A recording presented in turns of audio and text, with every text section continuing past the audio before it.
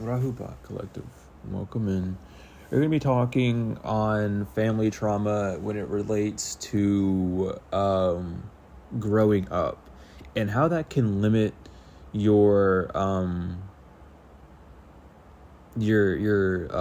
get how am I gonna say this, because I don't want to say belief system, but I do want to say your system of knowing. I don't want to say belief system, because again, a belief system is a system that tells you lies. It's a system that's it's energetically giving you lies. It's energetically fueling you lies. That's the term I'm trying to think of. Excuse me, I just rose a few seconds ago and I got that I need to do this anyway.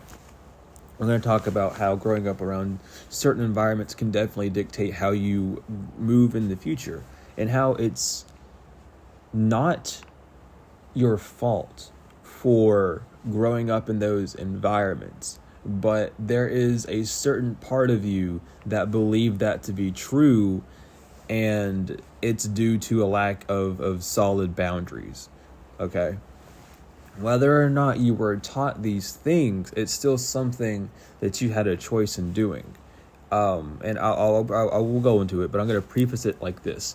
Even as a child, you had this voice in your head, whether you were able to hear it or not, you had it there that was saying, hey, don't do this. This isn't good for you. Don't do that. But instead of actively listening to that voice, you passively listened to it. Sometimes you chose to do it, sometimes you did. The voice of reason, right? So when dealing with family trauma, a lot of it comes from the household that you were raised in. A lot of people want to say that, oh, you have upper class, middle class, or lower class. Well, that's a lie. You have the upper class that makes the rules, and everyone below is lower class. The middle class bracket was made up to control the population, to give the population a feeling of having an upper leg. In fact, it was really the Industrial Revolution that kind of kicked the term middle class into its power. So being aware of that as well is going to really help you through this. There are the ones that make the rules, and then there's the ones that follow the rules, and that's the higher and lower class. That's really saying people that operate from your higher chakras and your lower chakras, if you really want to split it up that way. Because when you are told that you are lower class, or even when you experience the life of being the lower class, we're going to define it like this. Apologies if it does bring up something, but it is something we need to talk about with these terms, so it makes it a little bit better for you to understand why these terms are used. But regardless, when you're called lower class or experiencing lower class, there's a lot of fear, there's a lot of lack, there's a lot of burning fuel to get out, but not a direction to go in. It's the confusion box, right? Meanwhile, when you are said that you are in a higher class, you're typically more able to be in the realm of mentality. You're in the realm of creating. You're in the realm of putting forth action, and either allowing or enforcing others to follow that actions, or follow those rulings, or following those settings, or however, right? But when you grow up with the parents, and and you are told by societal standards within school, which that's what it really starts, is school, because you're not really told what any of these things are until you hit school, and then you're like, oh, because you're blah blah blah blah blah. Yeah, my mom always talks about how people are in different classes and all these things, and XYZ, right? That's where all that dogma, all that externalized pressure comes back to you. And it's not to say that you know inside of your mind that you're a lower class, even though that could be a thing. It's not saying that you know what that means fully, but you understand that you're not able to have as much as those around you, right? And that puts on this blanket over you, and it makes you feel unworthy. It makes you feel not able to do things.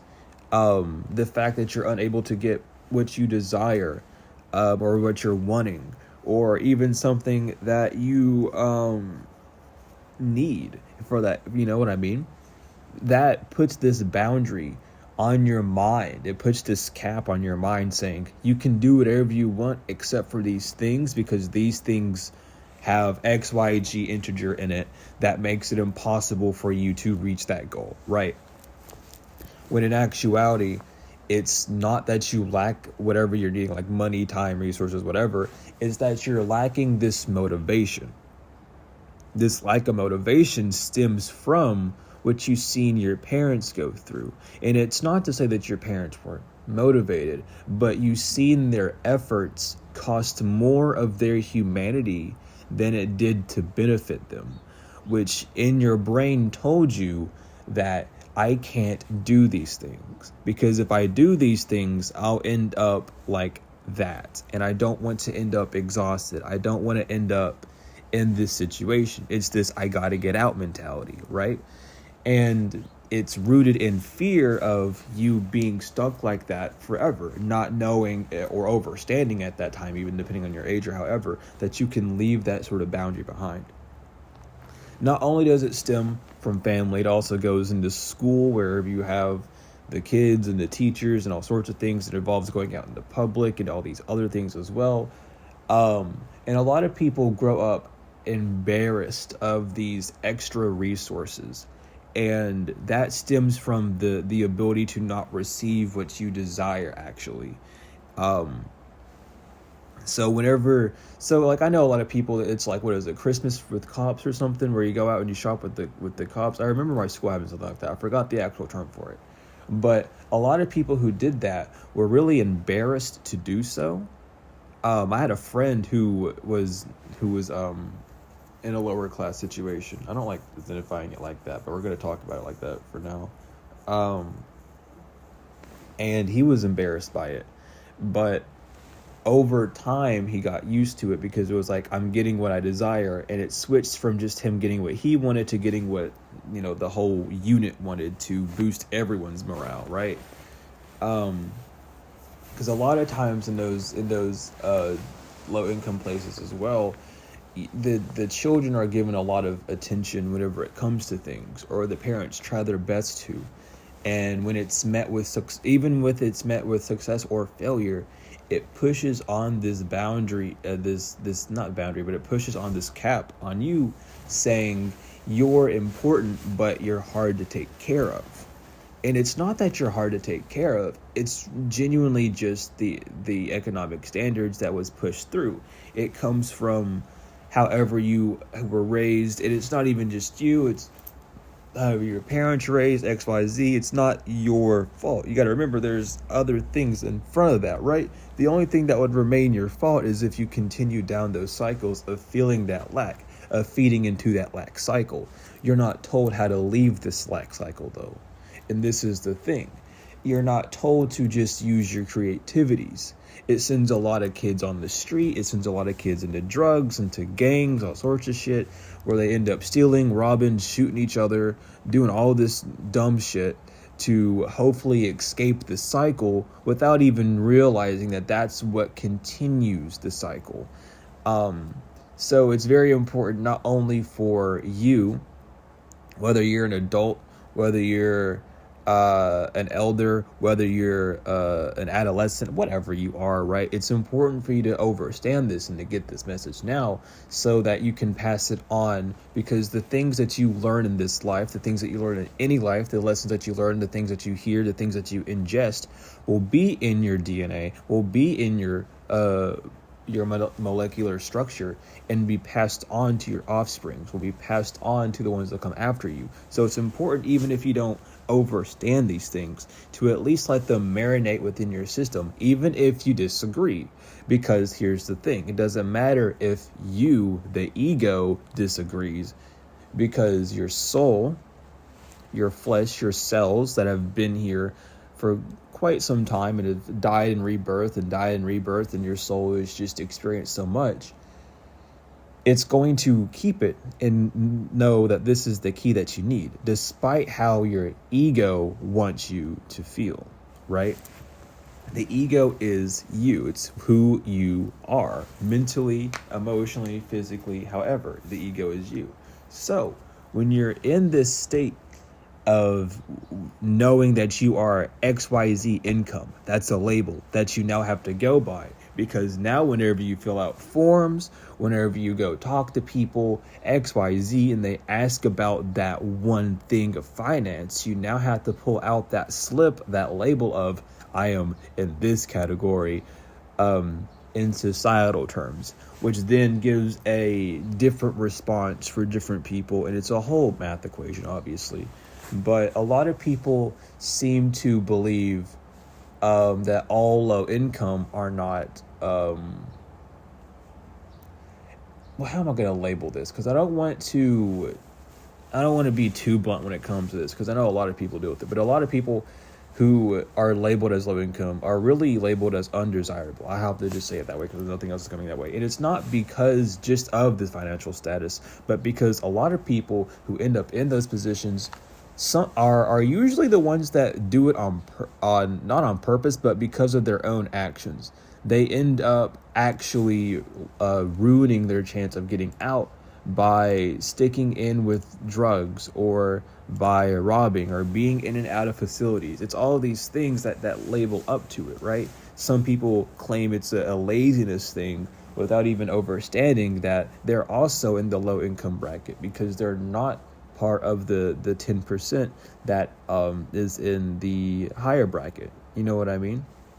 And that's just going with an estimate of a percentage. I'm not really too sure. I'd have to go do research to get you an actual percentage, but off the top of my dome, we're going to say at least 10%, because the ones who are in the popularity scene, the ones that are influencers, and I don't mean influencers as in like what you see normally. I'm talking about celebrities, because celebrities are the real influencers, truly. Anyone can be an influencer, obviously, but celebrities are the ones that actually have the power when it comes to economics and lawmaking, truly. If you want to dig down into it, why do you think presidents and stuff stake around them so much during election time?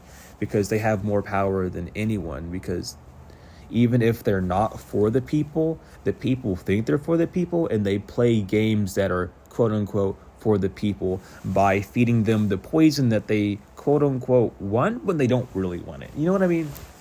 So it's a whole thing like that. Regardless, back to the to the main message of this. When it comes down to hold on, I had to write what this was down so I didn't forget about it, because I'm just going this off the dome. But it's important too when you're labeled as these incomes. Don't let the income bracket determine who you are. There are a lot of people who come from families that do not have a lot of resources and finances, that have a lot of artistic ability or a lot of creativity. Do not let that label dim you down from that. It's important to see things from that label, from that standpoint, because the label of low income. What is income? What do you get when you income? Well, that's something coming in. Low income, you don't have a lot of things coming in, or you have a dense amount of things coming in, a lower vibration, right? When you are labeled as low income, you know that it means it's not a lot of money, but you know that money is a resource that allows you to buy things. Money allows you that freedom. So when you say that you're low income, you then lessen your... I don't know if y'all heard that. There is a bunch of distractions. The people don't want me to uplift them today. But regardless, when you're labeled as that low income energy, a lot of people... I don't even remember all that thought because of all the distractions that just happened. But a lot of people think that low income, they spend their money on drugs and things, and that lessens their appeal for things. That lessens the people around them to want extra things, and that causes another one of those weird projections. It's about ignoring that label and really moving forward, because your income bracket doesn't determine what you can do. It's all related to the individual standpoint. It's all related to who you actually are, rather than these labels that are put around you to keep you in a dogmatic state or a lower vibration, XYZ. If you look at people who are raised in like high income families, you'll notice that they're not afraid to step out and do things. They're not afraid. They don't fear lacking finances. And it's not because mommy and daddy pay them all the time, but it's because they were never taught that lack. They were never taught that you can't get those things. And I say taught because even if it wasn't told to you directly, it's something that you learned on your own. It's something that you were teaching yourself through your own point of view, using your surroundings and using examples of things. So when you bump into people who have that high income energy, it comes off as almost bratty or rude. And the reason why is because there's a part inside of you that's wanting to, not even wanting to, but knows that it deserves that. And not deserves that in like an egoic, petty way, but in a way of, I've done a lot in my life and I should have these things, right? It's that generational wealth that's inside of you that's trying to tell you, hey, you can get here too. But it comes off as anger, pettiness, jealousy, hatred. This is why so many people are saying eat the rich and I'll, kill our rich people. They're not really wanting the rich people to go away because they themselves want that money, right? It's an oxymoron to where they put themselves in this bucket where they're not even allowed to leave the energy of lack that they're in, because anytime someone comes with them with abundance energy, they want them dead or they want them gone. So they're not going to have the energy regardless. It's a sad cycle that these people are put in, but it's one that they desire to be in, and if not, they would change their way of thinking, right? But remembering that as well, like if you're wishing to leave this trauma behind for like the income brackets, if you're willing to leave that trauma behind, understand that everyone has the same amount of abundance inside them. It's just a matter of how much you move with it. Everyone, well, not everyone. A lot of people have that talent. A lot of people have that gift. A lot of people have the pathway to get to where they want to get, right? Because as a child, you have all these talents, all these things that you start off with when you're a child. Not a lot of people know this, but when you are a child and you express your ambitions for like music, you played piano when you're a child, or you drew a lot when you're a child, that's showing you what you're programmed to do.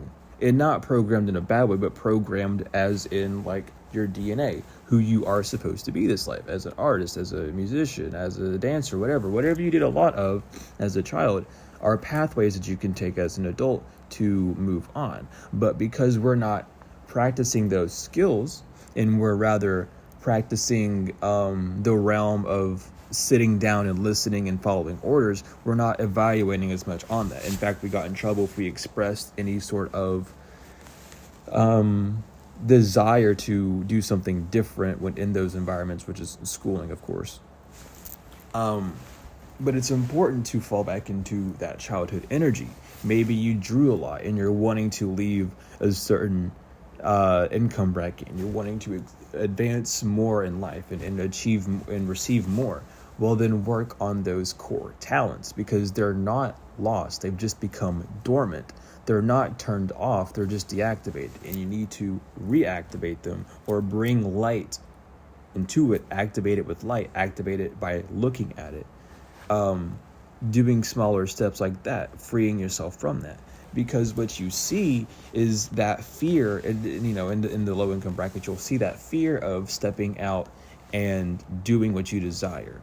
You'll see that fear of, I can't spend my time drawing because that's not going to get me money in XYZ, or I can't spend my time going around dancing or making music because if I do, I'm not going to have much time to do X, Y, and Z. But it's the sacrifice that you have to make for yourself as it's innately in you. Now, does that mean you're going to get superstar fandom status? I don't know. I can't tell you no or yes. It just means to stay on your feet and to go down that path wherever it leads you, as it's going to branch off in the future. To a lot of people, when they struggle with these low income and low income, high income, it doesn't matter. They have this same similarity of struggling with the talent side of it. It doesn't matter how good or bad you are at something or how much money you have. Everyone's going to struggle with that same aspect, right? It's a matter of how much you're able to push forward. And this goes into the mentality of higher income, lower income families, where lower income families are usually taught to quit, to give up, to lay down, and to listen to the bigger man of things, right? They're told to just listen to just follow the orders and you'll be fine, get this job, it's better for you, go here, go do that, instead of branching out and doing what they desire, right? As in a high income family, they usually have the mentality of, I can get this because I want it. The world revolves around me. I'm placed here because I'm here to make a change, and I can do whatever I desire. It's my sandbox, it's my playground, and I'm going to step out and do whatever I want. And it's not just a financial thing. Remember, this realm that we're in is all mental. So it's the mentality aspect of the low income. Seeing all the things that you're around makes you feel lesser and lesser. Sometimes it sparks the fire. Well, I shouldn't say sometimes. It always sparks the fire. But you either will burn yourself out and deflate, or you will use that fire as fuel and move forward. It doesn't matter what income you're in. That's how it works. Your environment will change you in that way. And a lot of people are raised to quit. And it's not because of you. Well, hold on. Let me explain this a bit different. Let me explain this a little bit deeper. It is because of you. Because internally, I don't want to be pleasing the ego with this. I want to get down to like the roots of it. Because internally, you have this innate fear of, I should quit because this isn't going to work. I should just stop because it's not going to allow me to move forward. It's not going to bring me what I desire. And then that's projected out by parents, by siblings, by people around you saying, oh, you should just quit. This isn't worth it. No matter what you're in, no matter what character, or no matter what medium you're going in, you're always told, hey, don't do that. It's against this. I don't think it's going to work for you. You're going to waste your time, all these things. Sometimes you'll get the support of parents. Sometimes you won't. It depends on where you're raised, what lessons you need to learn, and where your mentality is with growing up. And just your environment and how much of that repellent you have on yourself. How much you're able to defy gravity or defy what is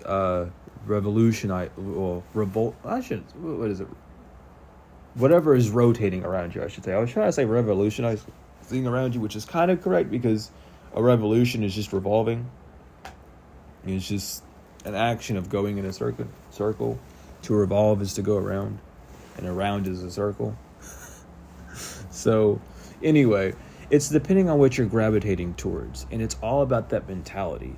If you are still in the mindset, no matter what age you are, of that low income, of not being able to get enough, it's because you do not believe in yourself. You cannot trust yourself. You don't think that your talents are going to get you anywhere. No matter how many times you say, I believe it will, or I think it does, no, you don't. Because if you did, you would be working full force on it, and you would be using those thoughts that fuel the pyre, the wand, the firewood, right?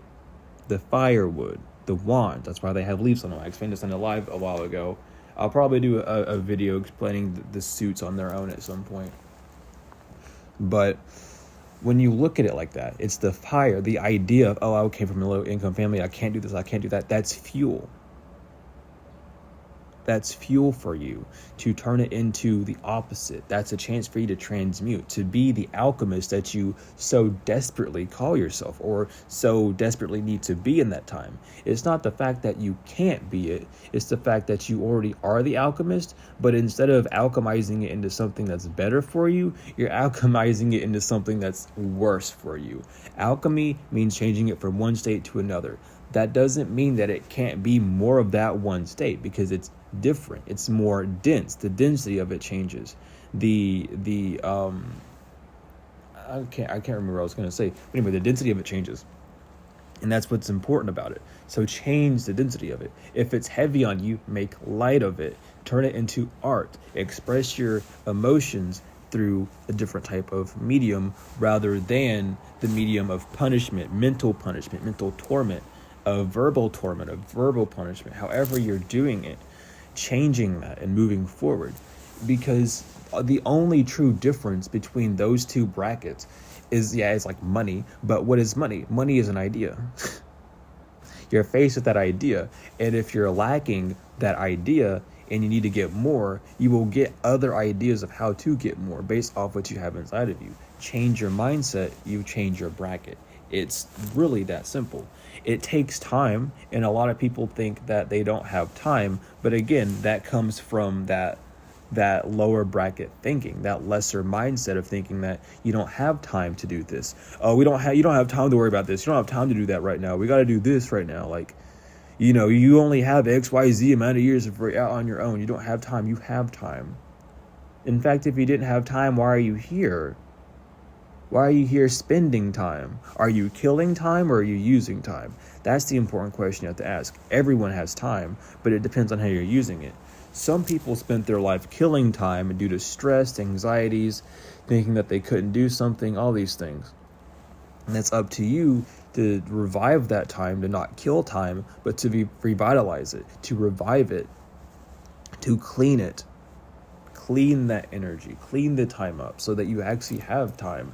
A lot of people say that, I don't have time to do this. I don't have time to do that. A lot of people say, I don't have time to meditate. And then meditate for an hour and ask yourself why you don't have time. What are you filling up your time with? Worries, anxiety, doom scrolling, staying online when you don't need to be online, all these things. What's keeping you from fully moving forward? And then seeing if it's something that benefits you or if it's not. And if it's something that benefits you, then keep going with it. That's okay. If it's something that doesn't benefit you, you probably might want to change it. But don't let my opinion of saying that if it's good, continue doing, if it's bad, don't make you stop you from having your own viewpoint. Because sometimes something might be good for you, but you're doing too much of it. You're overindulgent. It becomes the poison. It becomes that toxin that holds you back. So then you might want to cut it back, right? All these things. Are you, for instance, are you doing drugs? Are you smoking to kill time and not doing things because of X, Y, Z? Or are you actually putting time and effort into doing what you want? And a lot of people like to use I'm gonna pull this up because I've seen it happen in real time, and so many people do this, but it's like their life stays stagnant. So I got to call it out so y'all understand. A lot of people end up smoking. It's like, oh well, I'm more active when I'm smoking weed, and they don't do anything. They still don't do anything. They make plans. They think more, but they don't put any action towards it. You know what I mean? So it's important to make sure that you're being active. Even though this realm is spiritual and you can pray all day and stuff, if you're not doing anything on the physical, it doesn't matter. And if your mental is not aligned with what you're wanting from the spiritual to be on the physical, good luck with that as well. Getting your mental in check, being in control of your mind is step number one. And when you are under these substances or illusions, delusions, labels, whatever the hells, you're not mentally clear because you'll be disagreeable to what you're wanting. It's the same thing of, I want this, but I can't afford it. Well, you're mentally not agreeing with it because you're seeing the physical and you're allowing the physical to change your state of mind from knowing that you can get something to knowing that you can't get something, because you wouldn't want something unless you know deep down inside you could get it. So stop saying that I can't get it because X, Y, Z. Just say, I want this, I'm going to get it. Period, point blank. Leave it at that. Move on. This is not what you're taught. Because when you're, especially as a child, when you're told, I want something, a lot of times you'll be told, no, you don't need that. No, we can't get that right now. We can't afford that right now. And that's where that mindset comes from. And that mindset roots back to back, all the way back, with all the price changes that goes on and everything like that, all these changes that people haven't got used to yet because it's changing so much, and people are so worried about worrying and external things rather than the internal and keeping themselves grounded to see that they can afford those things and they just need to do a different route. All these things are pop up in our mind and in our field to keep us distracted from really achieving what we desire. You can get what you want. You just need to break down the barriers of fear, of neglect, of reject, of a lack of discipline of yourself so that you can rule this world. Because again, at the end of the day, this world is mental. And you have to be able to control that mental value of yourself. You have to understand that you are not your parents. You are a byproduct of your parents. So you have bits and pieces from both of them, and the people that were born for them and the people that were born for, that birthed them, and all these, X, Y, Z, all the way down to, when they were first created. But it's up to you to change those patterns. When a lot of people say that the chosen one to break the family trauma, that doesn't mean you're a chosen one. Everyone's here to break family trauma. You wouldn't have a family if you didn't have family trauma. You have to break family trauma or you'll be stuck in the same cycles. That doesn't make you necessarily a chosen one. But again, people need these types of labels for the baby steps of their, not even their spiritual journey, but their actualization of life. They need these baby terms to coddle them And I say baby not as an insult, but baby as in young, as in small, as, you know what I mean? Look up the word baby. But anyway, they need those baby terms to really coddle them so that they can know that, oh, okay, so I'm here, I'm special. Everyone's special. Everyone has something to do. But does that make you more special than someone else? No. And this comes again. People think that money makes you something different. This is why celebrities are given a lot of praise. It's like, oh, you're a celebrity. That means you're like crazy and you're different from me. When they're actually just the same as you. They're just a person. They're either went forward with their talents or sold their soul and got publicity. Everyone's a person. So stop gratifying. Stop putting people on a pedestal. And this comes a lot from unhealed trauma, and a lot of it has to do with that identity crisis that a lot of people go through, especially in the communities, spiritual communities and the conscious communities. A lot of people go through identity crises, trying to identify as things that they're not, trying to say, oh, I'm this, I'm that, whenever they just don't like who they are due to an unhealed part of them trying to reject them, which is bad. But regardless, this has just been a little bit about the whole the income bracket, family trauma healing. I hope this finds the right people. I hope it helped you. Thank you all so much for all the support. Wadu Ashug. I love you all so much. Everything's in the description that you need. Readings, books, every book, Malachi's books, my books, email, order form. It's all down there. But Ashug, Wadu Ashug. I love you all so much. I will see you all later.